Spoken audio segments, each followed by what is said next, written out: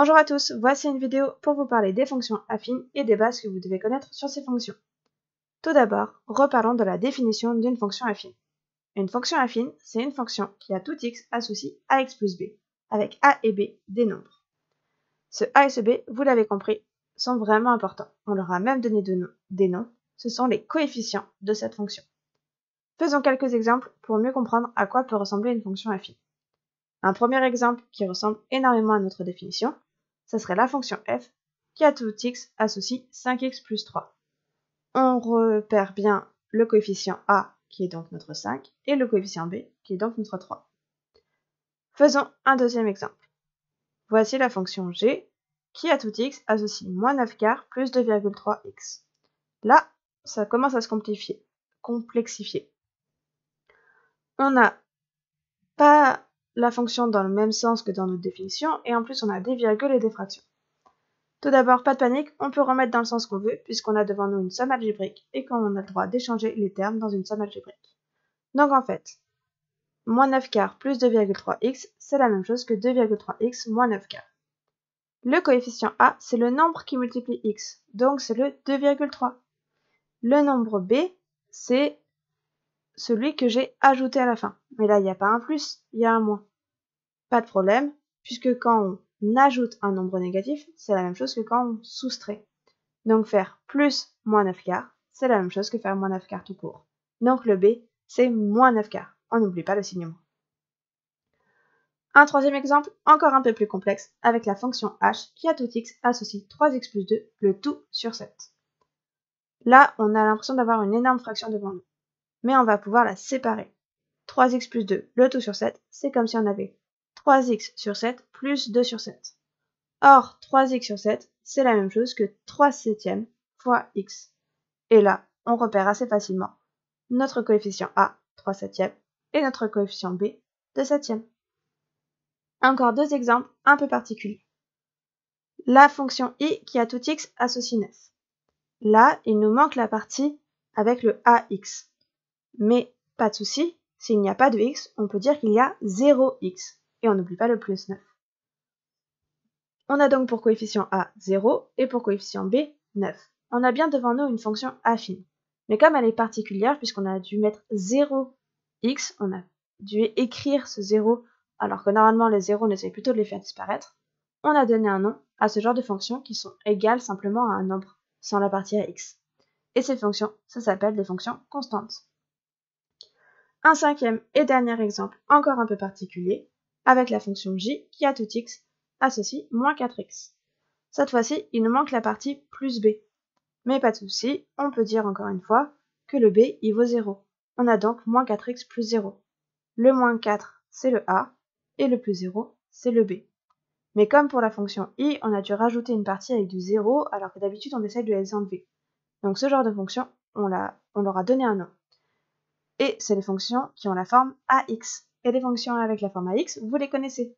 C'est les fonctions linéaires que l'on a déjà travaillées. Je vous renvoie vers les autres vidéos du site si besoin. Parlons à présent des images de fonctions affines.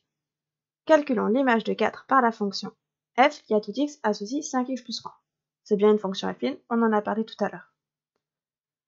Je vais donc simplement remplacer le x par 4 pour trouver l'image de f. Et bien entendu, calculer s'il y a besoin.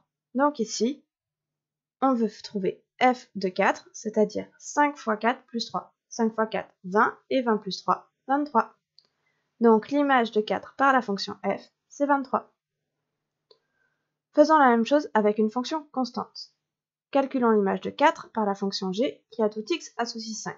Je remplace le x par 4. J'obtiens donc g de 4 égale 5. Puisqu'il n'y a pas de x dans la formule, je ne peux que écrire 5. Il n'y a pas de calcul à faire. L'image de 4 par la fonction g, c'est 5. Et en fait, j'ai choisi l'image de 4, mais si j'avais choisi l'image de 27, de 32, de 18, de 1,53, si j'avais envie, de n'importe quel nombre, et ben en fait, comme il n'y a pas de x à remplacer, la réponse ce serait toujours 5. Donc l'image de n'importe quel nombre par g est 5. Et c'est pour ça qu'on appelle ça une fonction constante. Parce que quel que soit le nombre qu'on donne au départ, elle nous répond toujours le même nombre, elle reste pareille. Et rester pareil, ça veut dire être constant en mathématiques. Il ne reste plus qu'à parler des antécédents avec nos fonctions affines. Calculons l'antécédent de 4 par la fonction f qui à tout x associe 5x plus 3. Je vais essayer de trouver quel est le x que j'ai donné à ma fonction pour qu'elle me réponde 4. Donc je vais essayer de résoudre l'équation fx égale 4 et trouver quel est le x de départ. Or fx, je sais que c'est 5x plus 3. Donc je résous 5x plus 3 égale 4. Pour cela, petite équation du premier degré, il faut se débarrasser du plus 3 en faisant moins 3 de chaque côté.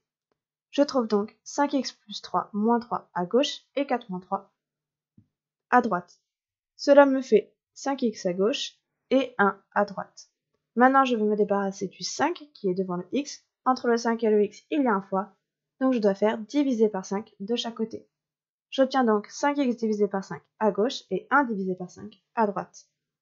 À gauche, cela me fait donc x et à droite, cela me fait 0,2. L'antécédent de 4 par la fonction f est 0,2. Tout nombre va avoir un seul antécédent par une fonction affine si la fonction affine n'est pas constante. Et puisque j'ai dû mettre ce si la fonction affine n'est pas constante, on va à présent s'intéresser au cas des fonctions constantes. Si je veux calculer l'antécédent de 4 par la fonction g qui à tout x associe 5, c'est donc une fonction constante, je dois essayer de retrouver quel est le x que je donne à la fonction g pour à la fin obtenir 4. Donc je dois résoudre g de x égale 4. Mais g de x, on a dit que c'était 5. Donc en fait, ce que je cherche, c'est 5 égale 4. Mais 5 égale 4, c'est impossible, quel que soit le x que je choisis, puisqu'il n'y a même pas de x dans mon calcul. Donc comme c'est impossible, en fait, le nombre 4 n'a pas d'antécédent par la fonction g. Ce n'est pas possible de trouver. Donc une fonction constante a parfois pas d'antécédent pour un nombre. Faisons un dernier exemple en essayant de calculer l'antécédent de 5 pour la fonction g qui est constante et qui, à tout x, associe 5. Ça veut dire que je cherche quel est le x que je dois donner à ma fonction g pour à la fin trouver 5. Donc je dois résoudre g de x égale 5. Mais g de x égale 5, c'est en fait la définition de g de x. Donc en fait, ce que je cherche, c'est quand est-ce que 5 est égal à 5. Mais c'est tout le temps le cas. Il n'y a même pas de x à résoudre ici. Donc cela signifie, puisque c'est tout le temps le cas, que tous les nombres sont des antécédents de 5 par g. C'est ce qu'on disait tout à l'heure. Pour n'importe quel nombre, l'image, ça sera toujours 5. Donc en fait, pour les fonctions constantes, soit il n'y a pas d'antécédent, soit les antécédents, c'est tout le monde. Si on a pris le nombre que la fonction choisit d'associer à x. J'espère que tu as tout compris. N'hésite pas à revoir la vidéo si besoin.